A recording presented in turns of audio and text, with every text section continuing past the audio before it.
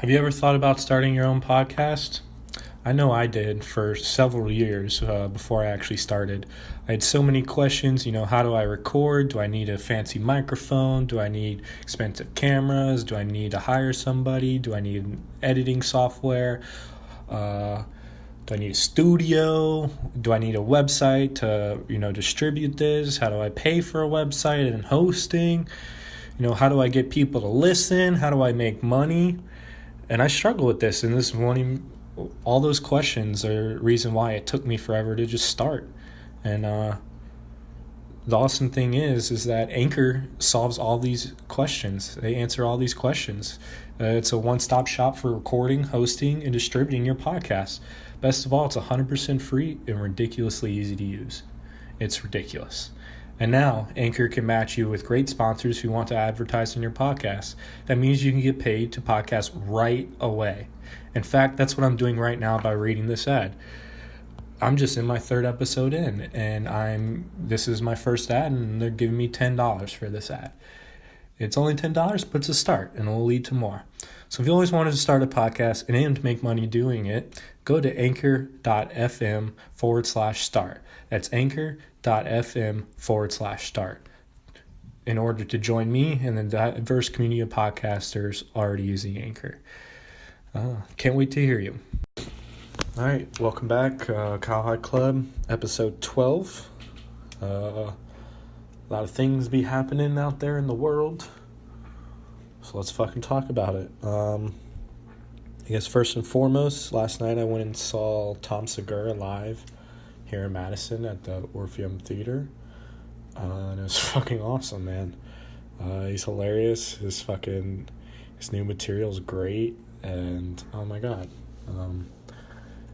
I can't even remember any of the jokes that he told, and even if I did, I wouldn't tell them because I wouldn't want to spoil it.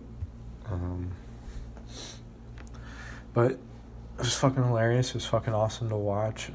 He's absolutely funny. His opener was funny as well. I don't remember his name. I got there a little late because traffic sucked, and I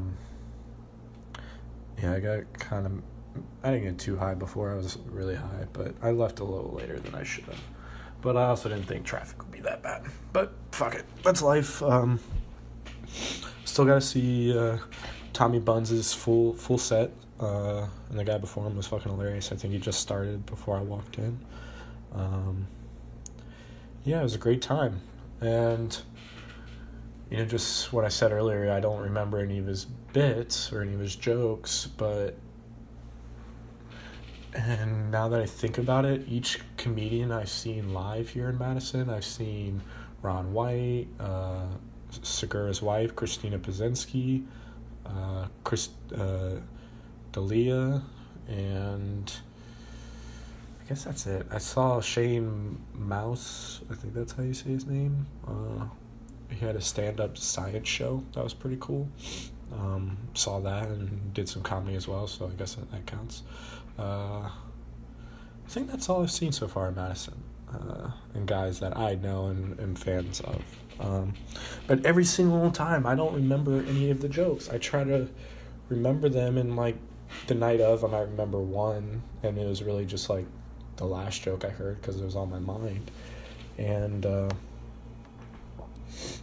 I think it's because, and this isn't even my own original thought, I was listening to Joe Rogan's podcast, The Joe Rogan Experience. He had Ronald Funches on, I believe his name, or Ron Funches.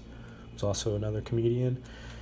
And I forget which one said it. It might have been Ron, but one of them said that they feel like when they do stand-up, and especially with the audience, and that it's almost like a hypnotizing sort of effect, like when someone's perfected, maybe not perfected, but crafted, their material in a way that, you're locked in on every single word they're saying, every single pause, every, all the body language, fucking eye movement, all of it. It's kind of like a hypnosis effect, and you kind of just get in a trance, and you just like completely in the moment, to where you're not thinking about anything else. You're not thinking about your job or your bills or your wife cheating on you or whatever it is.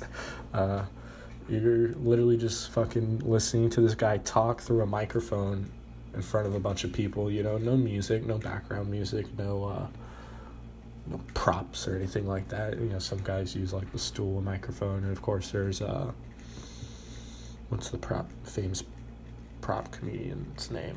Carrot Top. I think he still has a show in Vegas. So some guys do it, have things, but for the most part they're just standing on a stage with a microphone, and we're like, okay, we'll pay you to make us laugh, and put us in that trance, and put us in that place where you're not thinking about anything but what this guy's saying. And he's just saying it. You're not prepared for it at all. So when you hear it, all you could do is just fucking laugh, because it's fucking funny. Even the shit that, like, some audience members would be like, "Oh, something outrageous or dark." Some people, it's not even that they get offended. It's just that's their initial reaction, like, "Ooh," they're kind of soft. For me, I kind of just laugh at everything, because I know it's a comedy show, and I know they're jokes, and that this isn't what this person actually thinks. But I mean, that's besides the point. But I agree with whoever said it, Ron or Joe Rogan, Ron Funches or Joe Rogan, where they said it's like you're in trance, and you're solely concentrated on the present moment and where you are, where you at, or in the theater. What you're listening to and what you're watching. It's pretty cool. I've never really been a show type of guy. Like, I haven't been to many concerts or things like that. At least in my past. I mean, I was a kid too. I didn't have my own money and my own, means of getting there, I guess, or paying for it. But I don't know. And, I've been to some musical shows, but a comedy show is different. And I'd say I'd probably prefer it. It's not a competition. I don't know. They're each their own separate thing. I don't even want to make them a competition. But, yeah, I don't know. Comedy shows are fucking awesome to go to. That's all I'm trying to say. It's awesome to laugh. And especially the live venue. Like, it's one thing to watch a Netflix special, and like, yeah, you can sit around on your couch and enjoy the comfort of your home, eat some food or whatever, hang out with your girlfriend, cuddle up, whatever, hang out with your cat or whatever you got. But it's still in a 2D flat screen digital thing. You're not really there. You're not really experiencing the moment. This happened way before. There's some most comedians don't edit too much of their shit, but there is some editing in there. So, not saying it's fake or it's inauthentic, but it's not the same as being there in the room with them and experiencing those laughs and experiencing even those awkward times when somebody stumbles or like they just can't stop laughing, and because the joke's so funny, or they think their own joke's so funny that they can't even continue. Chris Thielen did that when I saw him. Like, he was trying to do a bit, and it was kind of a physical bit. He was kind of like acting some things out. I don't even remember what it was, honestly, but he couldn't stop laughing because the shit he was about to say was so just like geeked himself so much out that he couldn't say it. And after the like, I don't know, they did it a handful of times. But I don't know, just that genuine moment of, okay, this is just a person talking to us, just coming up with shit in their free time. But that's their job. It's not like just a hobby. They get paid to do this. I paid them to see this, and it's fucking worth it. Tickets are usually not very expensive. I always sit in the fucking way back. So they're not expensive if you want to sit all the way at the last section of the balcony. I was in the first row of the last section of the balcony last night, so I didn't have anybody in front of me. That was kind of cool. yeah, love comic shows, and look forward to seeing more, for the rest of the time I'm alive. It's fucking awesome. So there was that, and that was my thing going on in the world.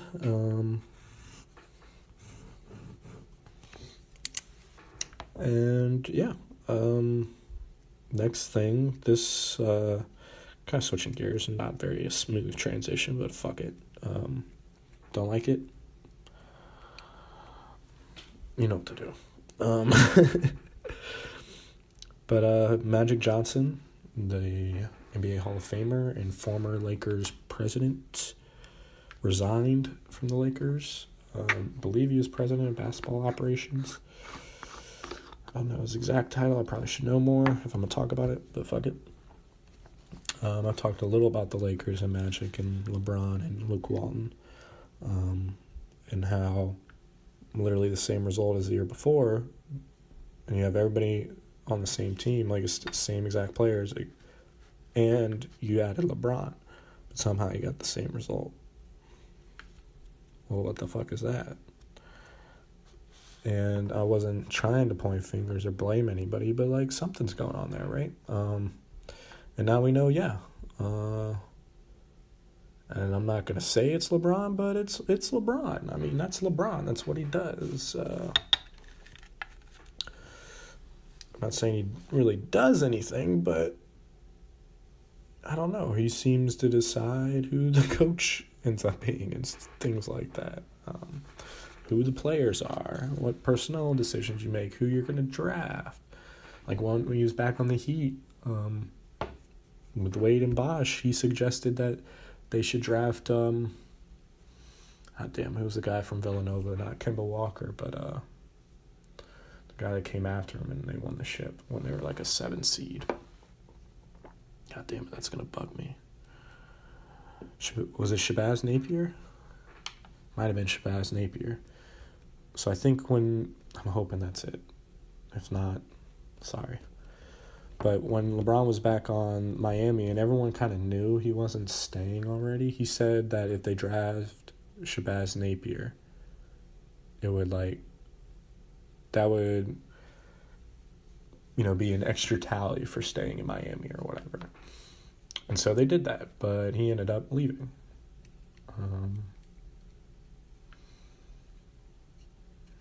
So, he just does things like that. But, yeah, so Magic Johnson resigned. I think that was it was either yesterday or Wednesday, 2 days ago. And then literally today, like a couple hours ago, Luke Walton, the Lakers released a statement that Luke Walton is now out as coach after 3 years. After they gave him a decent deal, they signed him. It seemed like Magic was going to be on there long term. Magic, LeBron, and Luke Walton, and it seemed like it would be a good working relationship. Magic Johnson seems like the nicest guy, one of the nicest guys in the world, and super sweet. He definitely has a basketball mind. Like, if you fucking ever heard him on First Take, he used to go on First Take a bunch before he was the Lakers president, and he would talk about the Lakers all the time, and everything he was doing, I was like, yes, we need to do that, instead of doing whatever the fuck we were doing. And I think he even campaigned to have Jeannie Buss to be the owner and not her brother to run the shit. And then she brought him on board, and then he just fucking skips town. He doesn't skip town, he lives in LA, but he's an owner of the Dodgers, partial owner of the Dodgers, so he's not going anywhere. He might have a partial ownership in the Sparks too. I can't remember. The women's professional basketball team in LA. Los Angeles Spark, I believe. But yeah, now he stepped down, and then today Lakers basically let go of Luke Walton, who I thought at the beginning of the year when things weren't going, so great. And everyone was basically shitting on Luke Walton because how's the team not doing good? You have LeBron, what the fuck, man? And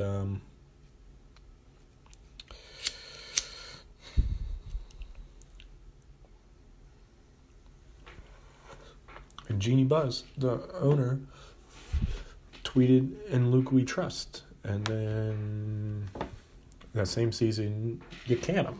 So what the fuck's going on? You signed him to a big deal. He was a very good assistant coach with the Warriors. He was a great basketball mind.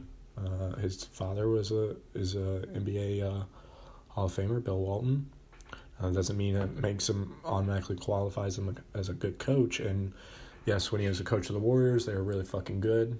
They had a 79-3 season. I believe he started that season coaching, and they were like 40-1 or some shit, some crate. They're like 23-2, which is way different than the first number I said. But then again, he's already coaching a great team that won the championship year, maybe not the year before. The year. I think they won. I don't know. But they're a really good team. You can't really give it too much credit for that. And he was assistant coach of Steve Kerr, who put in their quote-unquote system. And the idea that Luke Walton was going to basically come out of the Lakers and mimic that system, run up and down the court, shoot a lot of threes, and play fast, and just try to score more than the other team. And he definitely tried. I don't know if they have the right personnel. They don't really have too many good shooters on the Lakers, so it doesn't really work, I think, in my opinion. So, I mean, you can't just run a style. You got to run a style to your players. And I don't know. I don't know too much about basketball, but what I'm trying to say is Luke Walton and Magic Johnson are gone now, and the only thing that changed from them before they got there and now when they're gone is they have LeBron on the team. And so, did LeBron force them out, or I don't know what happened, obviously, but I'm pretty sure, I mean, it's LeBron, you have to do what he wants. You just have to. Even if you're the Lakers, even if you're Magic Johnson. And that's why Magic Johnson probably resigned. He's probably like, well, fuck this, man. I'm not going to do everything LeBron says. Like, I'm Magic fucking Johnson. You got me fucked up. I'm in the Hall of Fame. I got my rings. I got my rings here, too, in L.A. All of them. LeBron hasn't done shit for anything for L.A. All he did was show up and play. I'm not shit on him. Probably the best player in the world. But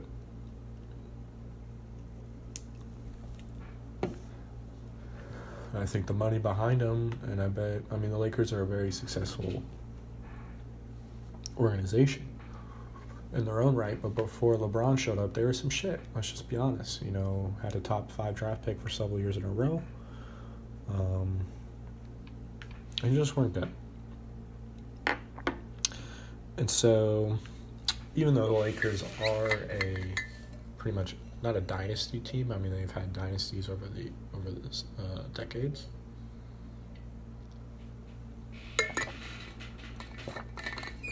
But they're probably making less money than they are now, just because LeBron's on the team. More jersey sales, more fucking ticket sales, everything. I mean, they're probably all sold out always, the Lakers games. But I think, no, never mind. But so, I mean, LeBron has a lot of power. He has a lot of power. And as an individual, he might make more than anybody in the entire Lakers organization. Like, the organization probably makes more altogether because they have tons of assets everywhere. But as far as, like, take home at the end of the day on an individual basis, like, I don't even know if the CEO or fucking Jeannie Buss takes in more money than LeBron. That'd be something. That's something to look up. I'm gonna look that up. I'm gonna look up Jeannie Buss net worth, and I know that's not very accurate. Oh God, that's a net worth of $500 million. Fuck, I might be wrong, but LeBron's got to be close to that, right?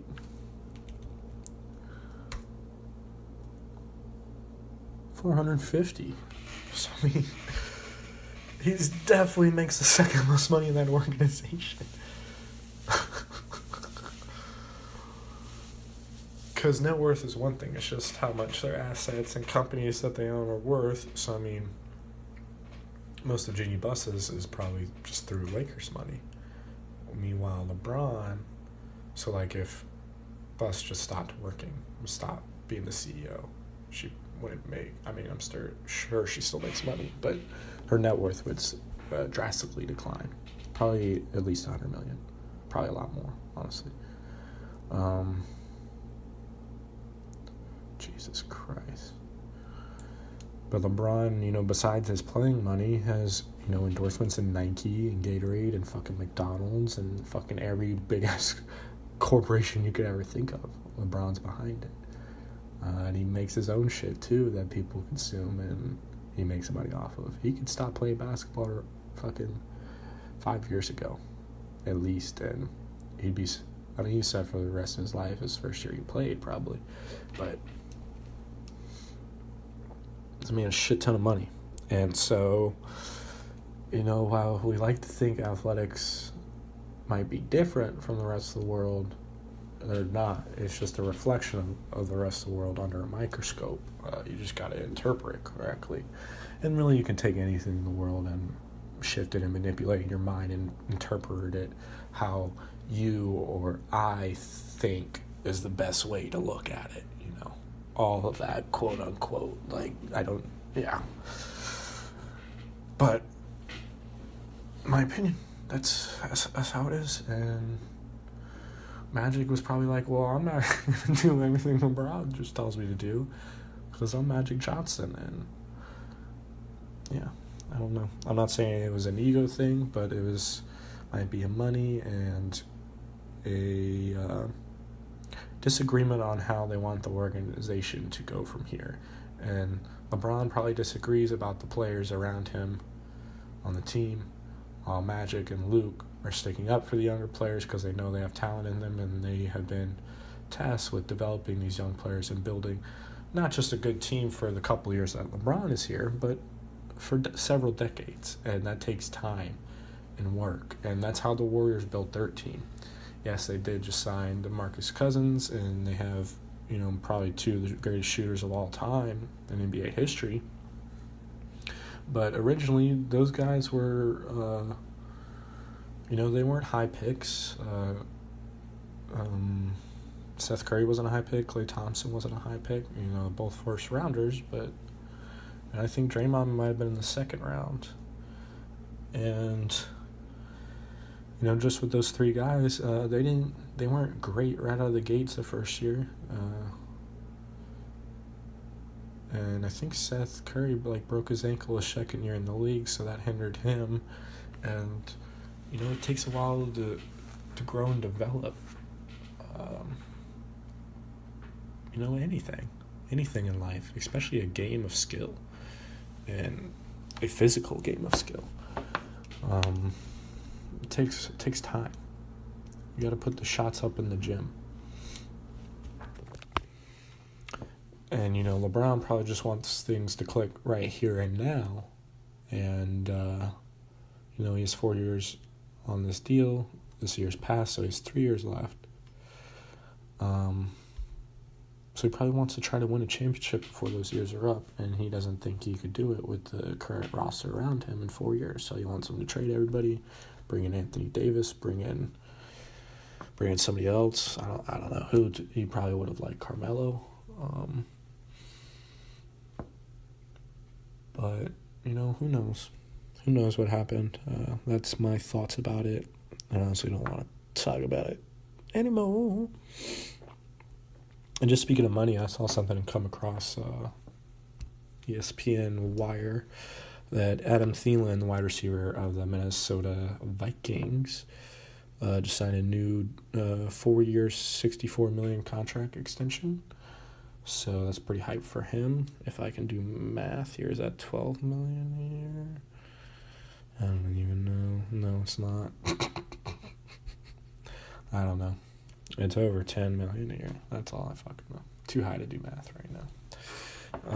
So it's pretty cool. And I think Thielen, unless somebody can think of somebody better, is Adam Thielen the greatest wide receiver of all time?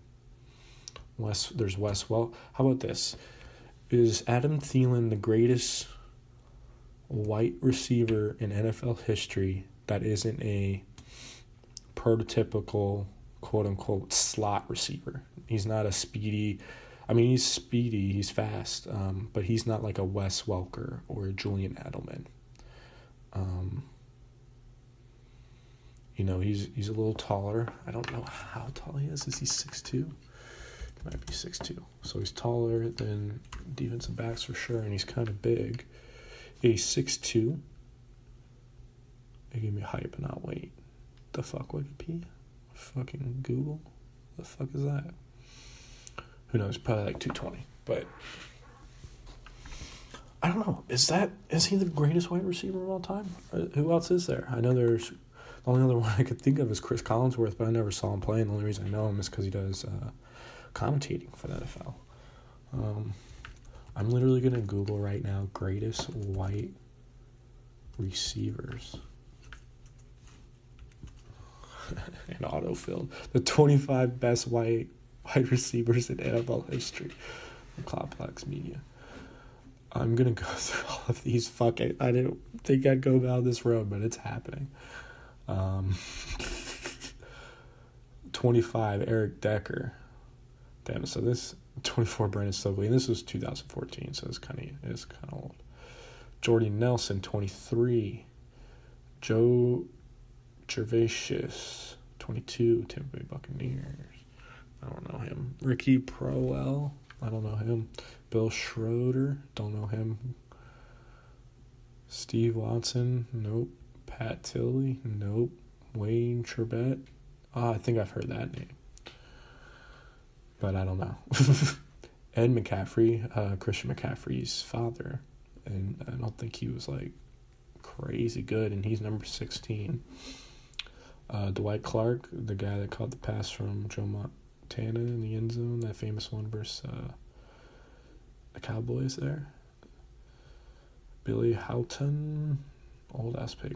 Max Speedy, 12. Hugh Taylor, I don't know any of these guys. Chris Collinsworth, number 11. Elroy Hirsch, a lot of these guys black and white photos. Like, they didn't even pass the ball back then or play defense. Wes Welker, 8. Del Schaffner, Raymond Berry. Fred Biletnikoff. I've heard of him from Madden. I had him in Madden Ultimate Team. Steve Largent, oh yeah, I've heard of him. Lance Allworth, oh yeah, I've heard of him. Don Hudson, I haven't heard of him. So, honestly, besides Steve Largent and Fred Biletnikoff, I'm taking Adam Thielen, man. And I'd probably take Adam Thielen over both those guys. So both those guys are probably... I mean, people were just smaller back then. He's probably small as fuck. He looks my size. And I'm not NFL size. Even for a receiver. I'm height-wise, but, man, this dude looks skinny as fuck. Jesus. So, yeah, congrats to Adam Thielen. It's a decent amount of change. And, originally I didn't think he was a fluke, but I didn't think he was as good as he is. So that first year, I think when they had Case Keenum and he kind of came onto the scene, I thought he was just good because he was the other guy next to Stefon Diggs. And, now we know Thielen puts up better numbers and more consistent numbers than Diggs and might be a better overall receiver. I don't know if he's a better athlete, better speed, things like that, but he was a better guy at least last year, and I think the year before. But when first started out, I just thought Thielen was the opposite guy to Diggs, and he was just getting attention because Diggs was so good, so athletic. I remember watching him play back at Maryland and return punts and things like that. He didn't get the ball too much as a receiver. It didn't seem like they knew how to work him that well, or maybe Maryland played JMU, James Madison University, school I went to. One of my best friends was a punter on the team at the time, so I went to the game and watched it. It was like a couple hours away from JMU, so it wasn't nothing. Snuck a water bottle in, a vodka. I was pretty hammered, honestly, and then I saw his parents and was pretty drunk, I think. And I remember the bathrooms, they had the trough bathrooms. This is the first time I ever fucking pissed in a trough bathroom. If you're not aware what a trough is, or like I don't know, it's like a feeding trough, but like a drain, just like a big tub of drain horizontally across the wall of the bathroom. You know, no separate individual stalls, just one big, long drain, essentially. And if you know what a feeding trough is for pigs, it kind of is similar to that, but it's dick height for humans, so you can piss into it. But it was like, I don't know, probably like 20, 30 feet long, and I was like, oh, what the fuck? What the fuck is this? But I had to pee so bad I didn't care. I was drunk, and yeah. Just a lot of dudes standing next to each other with their dicks out with no separation or anything. Yeah.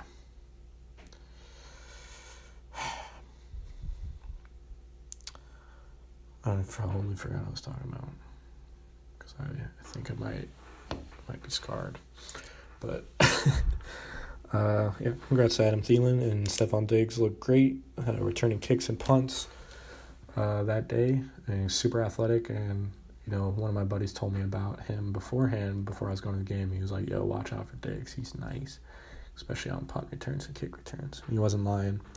I believe he was drafted 5th round, but I knew he was a steal for that.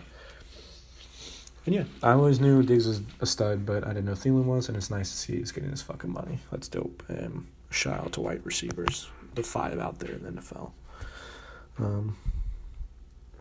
So yeah, I guess just keep it on the sport train, and switch over to MLB, and mainly talk about my Red Sox. Had some early season struggles. I've only watched a couple games. Currently they're 4-9, and they're actually going to be playing a game against Baltimore right now. Not right now, but in like 10 minutes. And everyone's kind of freaking. I don't know if everyone's freaking out, but like I get alerts on my phone of, you know, ESPN guys. I have alerts for teams that I'm fans of. You know, if any news or something happens. But I get alerts when somebody, you know, for ESPN or whoever writes a story about those teams, and so they call this news, and it's just a story, though. You know, nothing happened. They're just talking about what, you know, I don't even know. I don't read the stories, but you get alerts like, why are the Red Sox doing so bad? Why the Red Sox won't repeat if they keep this up? You know, why the starting pitching of the Red Sox is really destroying their ego or whatever, their mojo. And yeah, it's all valid questions to ask, and I guess your job as a journalist and things like that. The thing that takes me off is I don't want fucking alerts for your fucking bullshit stories that you wrote, your fucking subjective-ass stories. I subscribe to news, I didn't subscribe to stories. So fuck that. And that goes for everything. I don't want any fucking news alerts about some story some writer wrote. You know, hit me with the alert if like fucking, I don't know, a tsunami hits or something. You know, that's what I want to be alerted about. I don't give a fuck about your fucking stories that you took some spin and you have some ideas on. If I want to fucking care about it, I'll go and find it and look at myself. I'll type into Google, why the Red Sox suck so bad right now?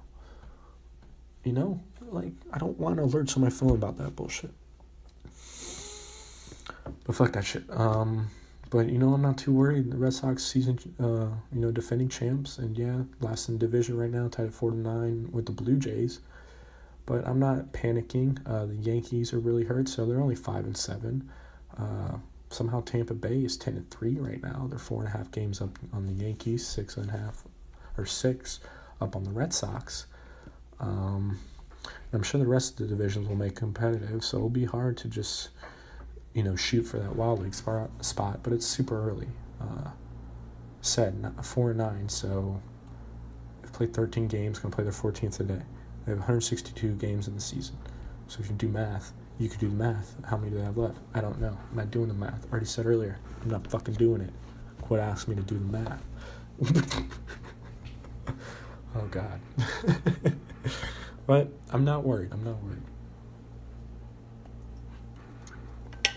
I think we'll stay in the hunt, and I don't think the Rays are going to keep up a 10-3, probability of winning from here on out. I don't see that happening. But who knows? Everyone's doing that Moneyball shit, so teams like the Rays and the Braves, teams that in the Astros, like a couple years ago, the Astros were some shit, and they were the worst team in the division. But then you casually rebuild over a couple of years, you're right back in the hunt. And the Astros are one of the best teams in the American League. The American League Championship Series last year, ALCS. Red Sox were really bad. When they had Bobby Valentine as their manager. They were like 32 and something that year. I don't even remember. And I saw them that year, and they had lost, but whatever. It's still cool to see a game at Fenway Park. But now they're nasty, and I think they'll get it straightened out. Basically have the same team as last year. I think starting pitching has struggled a decent amount. The bats haven't struggled too much. Not killing it with the bats, because I see the Mariners are killing it with the bats. They have 117 runs scored. Everyone else is floating around 40 or 50. The Red Sox have 58, but we've allowed 85, which, if I just look closely, besides the Orioles in our own division who we play tonight, that is the second highest runs allowed. So pitching's been a little shaky. I'm sure we'll figure it out start of the season. That World Championship hangover is probably still in there. And I'm also not worried because I'm excited that Dustin Pedrioa is he's back. I don't know how much he'll be playing, and I'll watch the game tonight, here in a little bit, and see how much he's playing, and, if he's the same guy he was before. But he should be healthy. I'm pretty sure he's healthy. And it's not like we need a second baseman. Like, we got guys that are very versatile, and like Brock Holt, Eduardo Nunez, and a couple other guys that could play second base. If we still have Ian Kinsler, I don't even know if we still have Ian Kinsler. I should probably look that up. I feel like he probably would have signed a deal with somebody else. No, he's still with, what's picture? Oh, he's with the Padres. Okay. So he's not with us, which is fine. So it's not like we have a need a second base, like, oh my god, we need a fucking second base filled. We need to fucking go and shop around or buy somebody off the market. But I'm mainly excited for Pedroia being back just because of his aura around the field and around the guys. Obviously, I'm not in the clubhouse every day. I haven't even been in a game for several years. As far as I know, Pedroia he's a veteran guy the young guys can look up to. He's a veteran voice and a veteran presence that does the thing the right way, shows up early, leaves late, and is an all-team type of guy who's going to fucking do everything he can for the team to win. I've never met the guy. Maybe he's a selfish asshole, and I'm just hyping him up because he's my favorite player, and I have his jersey. I'm kind of blowing him right now, but I think he should provide a needed boost for a team that I wouldn't say, they are struggling, but just a needed boost in charisma and confidence, and just, I don't know, and just it's weird. There are players like that, and it's even in like youth baseball or youth sport, any sport, where if that guy's on the field, and usually it ends up being the best player on the team, especially younger, because that's just an objective thing. Obviously, your best player's on the field, team's gonna suck left, or they're gonna be worse. Maybe somebody fills a spot, or the team, everyone else on the team comes together and they elevate their game so they stay on that level or maybe even above. But objectively, on paper, your best player's gone, you got worse. I'm not saying Pedroia's their best player. I don't think he is. Maybe at one time, but definitely not now with the likes of Mookie Betts and Xander Bogaerts and Andrew Benintendi, and JD Martinez. And Pedroia maybe never was the best guy with Manny Ramirez and David Ortiz on the field, but he always played a vital role. And those guys are more infectious. The guys, the team player, the team guys, the guys that make everyone laugh in the clubhouse, or it doesn't even have to be, laughing or joking around, or, you can still be super serious and be this guy and bring the team together, bring all your comrades together in a single mind and a single focus.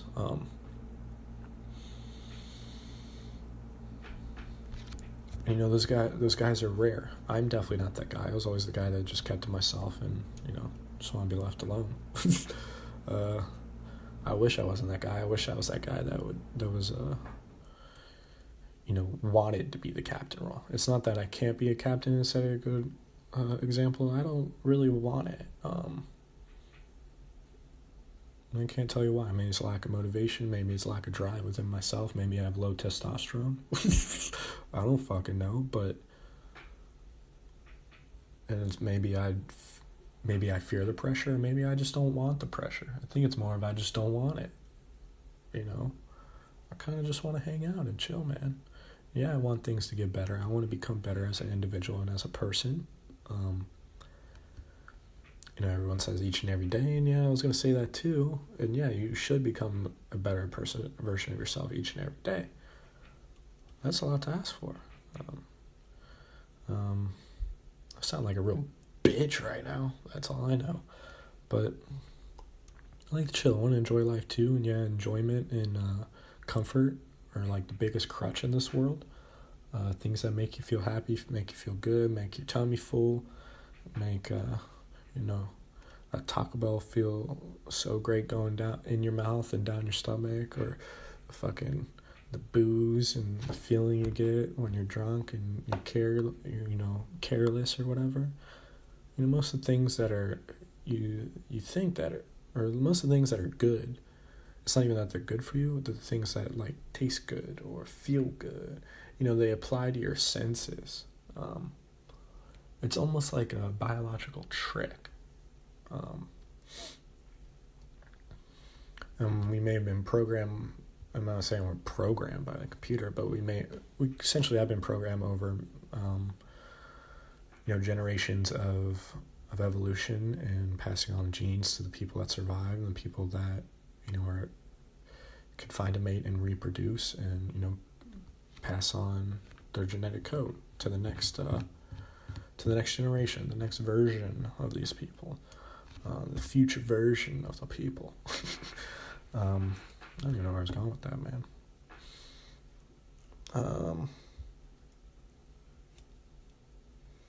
Fuck, dude. I just drew a complete blank.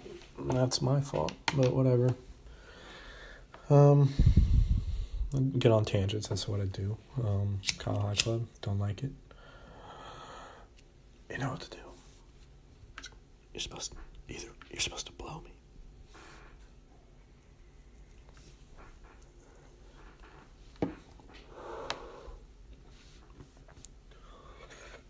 Staying on the MLB train,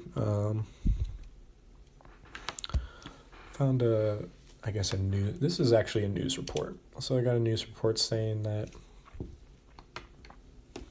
the White House canceled a deal, essentially a deal that was in place with MLB in Cuba, the United States government, that allows Cuban players to come over to the MLB and play. Set up, I don't know the details, honestly, or how it works. And, I'm assuming this deal probably came out of when Cuba and the U.S., Cuba or the United States shut down, bartering with Cuba. They put a trade embargo on them. That's what it's called, I think, right?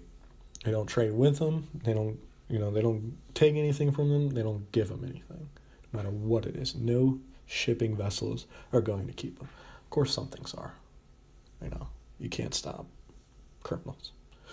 Whatever your idea of criminal is. But idea of criminal is just whatever other people have written down on a piece of paper and tell you they could throw you in jail for doing it. That's all a criminal is. I'm not saying there aren't things that are bad in this world you shouldn't do. Obviously, you shouldn't. The obvious things: rape, murder, steal, cheat. But cheating's fine sometimes.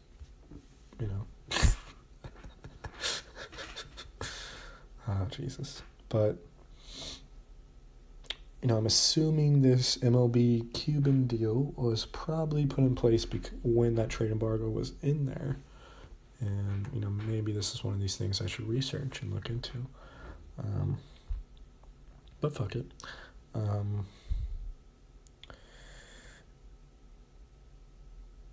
know there's instances in the past, and I know there might be a couple 30 for 30 documentaries about Cuban-born players like fleeing Cuba to come play baseball in America. And I'm assuming this rule was put in place, or this deal, so they didn't have to do that, and maybe they can come to some sort of agreement where, okay,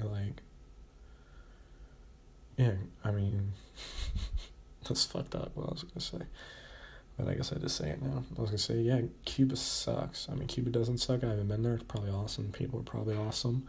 They probably have awesome food and other things. The women are very attractive. It's a place maybe I'd retire. But their economic system and government system wasn't very, at least to our standards, very organized, very clean. Or just good. Let's just say good. I don't know. Any word you want to use. I don't even know what that has to do with anything. I'm kind of just rambling on. High as a bitch. But I don't understand the reason why you would cancel this deal now. Especially when the trade embargo's been lifted. Maybe that's why it's been lifted. Don't keep up on politics too much, but maybe they just took it away because it's like, well, we don't have any problem with them, so we don't need a special deal. So we're just going to cancel it. If you want to come, you can come through, immigration processes or whatever, which are fucking terrible right now. And the offices are all backed up because all the fucking policy and bickering going on back and forth right now between everything.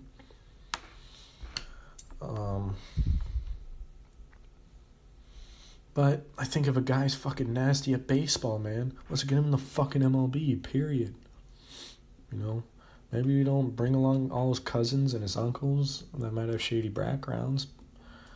And it's going to be hard to stop them from communicating, but, does this guy want... I don't know, man. I don't understand any of that stuff, so I'm just going to end it there. And I do have another politics thing to talk about. 14 minutes left, so I don't know if I want to go into it. So one news, RJ Barrett, Duke basketball player, decided to enter the draft.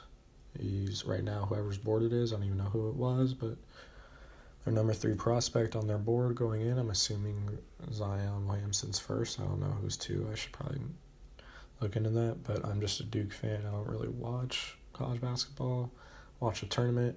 I've talked about the tournament in past episodes because it just happened. So in the draft, good luck, make millions. You'll be straight, bro. Hell yeah. And I guess the last politics thing, and I guess it's good, I have a little time limit on it. Got less than 13 minutes to talk about it. Before an hour's up, and I don't want to go over an hour today. It's Friday. I'm trying to fucking do shit. I'm fucking hungry. So Julian Assange got arrested yesterday, I believe. Yesterday or the day before, I can't remember. All the days run together. And essentially, he had been sitting in, I believe, Ecuador's embassy in the UK for 7 years now. Denied access to going outside, supposedly denied access to internet, and supposedly a bunch of other human rights violations. And this all essentially stemmed from him leaking information to I believe, WikiLeaks, and I believe that was his company, and he was controlling it until, he had to go on the run or whatever. He essentially leaked some footage of American soldiers killing not America. I don't know what it was. I didn't watch it. I didn't want to know, honestly. I just like to talk shit about stuff and shouldn't take anything I say seriously, honestly. If you don't get that by now, then what the fuck? Who are you? How dumb are you? That's rude. But, essentially you leak some shit that, and I don't know the rules around leaking things or whistleblowers or what's treason and what's not. I feel like it's probably pretty subjective. You could probably say anybody commits treason if if you're the highest power, if you can do whatever the fuck you want. And maybe we have a government that limits that. I don't know. I don't want to test it, that's for sure. I'm gonna just sit here and be high and talk about shit. But essentially, Assange leaked some shit the government didn't like, and I believe they tried to, I don't know if they tried to hunt him down, but they tried to arrest him. And it's pretty obvious that they most likely have a hand in this as well. So essentially, and I looked into it a little bit just when it was breaking, just because people were tweeting a Twitter storm, and just the people I follow and I trust were really into it, and they were frightened. And so, man, basically, what happened was Assange has been in that Ecuadorian assembly in the UK for a while, and I believe the UK came and arrested him today. They pulled him out of the building and arrested him. And I believe Ecuador's claim, or at least, I don't know who this was, but somebody said that they had the fucking press strategy already, formulated and stuff, and that's not a surprise. Governments have been formulating press strategies since fucking the 1920s, with fucking newspapers, fucking, on TVs and radio. They're not gonna tell you some shit that, it's not that, like, they're purposely lying to you. I mean, probably are not telling us some things that are important, but, they have the reasons, whoever they is.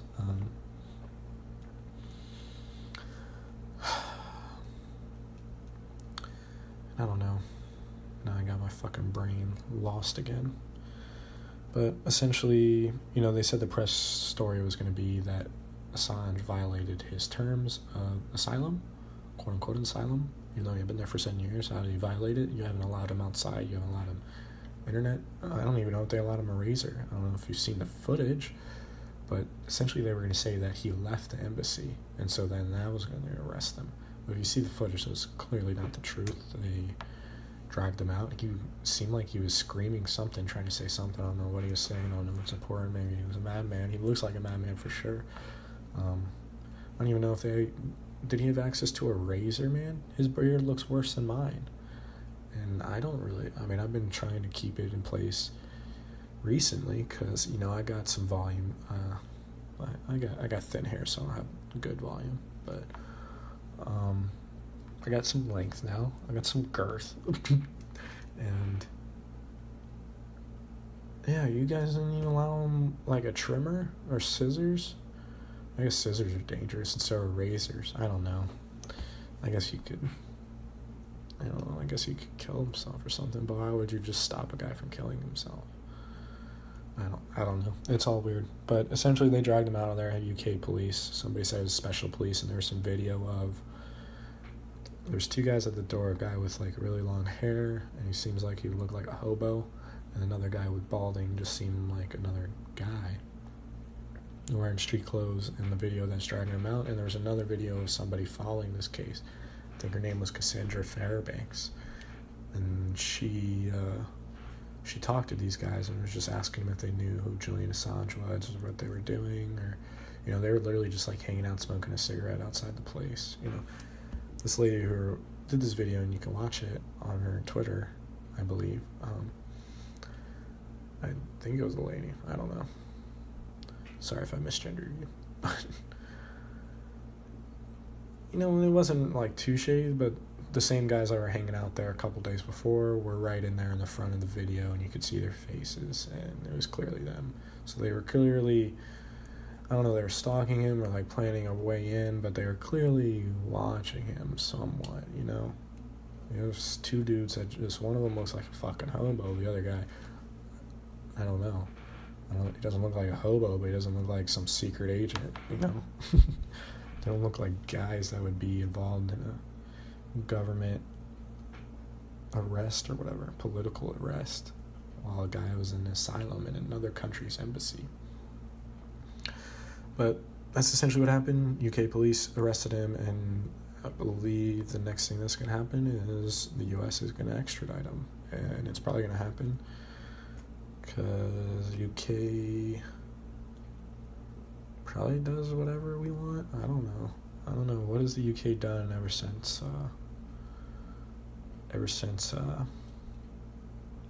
we won that American Revolution? What have they done? Nothing. As far as I know. I'm very ignorant, but I don't know, we'll see. That'll most likely happen. They'll probably be thrown in jail forever, just like Chelsea Manning. I don't know what either of them did or leaked or the legal repercussions or any of that stuff, so it's probably valid in arresting him and doing all that. I don't know. It just seems kind of weird. It seems kind of hairy. I thought this was America. We're a democracy for the people. And when one of our people reveals some truth that our government's been doing that is fucking malign, that is fucking evil, that guy should be celebrated. He should be celebrated by the public. He should be celebrated by government officials. But of course, obviously not. I mean, he's trying to take away their bottom dollar. He's trying to take away their jobs. Or switch something up or uncover some dirty secret. Like, I have some fucked up things I've done in my past that I wouldn't like being out there. I mean, it is what it is. I've done it. I'll answer for it. It's not anything criminal or anything like that. But maybe in 5 years it is. Who knows? I'll write some new rules. And I've said some things I wouldn't agree with now. Or I'd kick my ass for saying. I'd kick my own old ass for saying some shit or doing some things that I did. But that's what we are as people. We grow and we learn. We realize people, and guess what? Governments are made up of people. Hundreds of thousands of people. And they're fallible. They do bad shit. Because people do bad shit. They do good stuff, but they also do bad stuff. So, of course, government does some good shit. Like supply roads and water. Things like that. They do some bad shit. Like drop bombs on people. Sure, maybe we're in a war with somebody. You gotta drop some bombs. But fatality rate of drone strikes in civilian is pretty high. It's like 90% civilian rate. I wouldn't say that's very efficient. Sure, we didn't lose any lives, but you're just creating more trouble by killing innocents. And even if you kill the right target every single time, that's still going to bleed off into disciples and, martyrs and things like that. That's what happened to Jesus. Jesus was maligned by the Roman government, and, he was kind of a hippie dude. It was like for the people, hung out with prostitutes and thieves and, essentially the rejects of the Republic.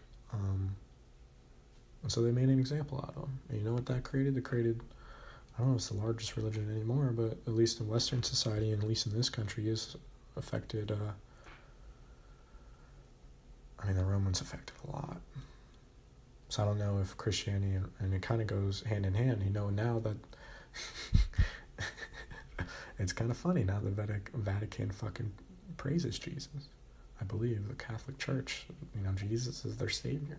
That's Christianity. He took over Rome after his death, and it wasn't really him. It was just disciples and made him a martyr, and then people that were with him talked about it, and the word spread, and it just spread, and people eventually wrote books, and you could read it. And then it was in different languages, and So I'm not saying you're creating the next Jesus by, putting down some terrorist or some civilians that happen to be hanging around with the terrorist. But essentially that's what it does. That's what happened here. That's what happened with 9/11. When 9/11 happened, some bad shit really happened. A lot of people died. And we as America never really we haven't been that close since that day. We pulled together, and we were a very patriotic country. It was pretty cool to see, especially at a young age, the kind of patriotism we showed. And we wanted to go out there and fuck up the bad guy, whoever did this. Everyone's on the same page.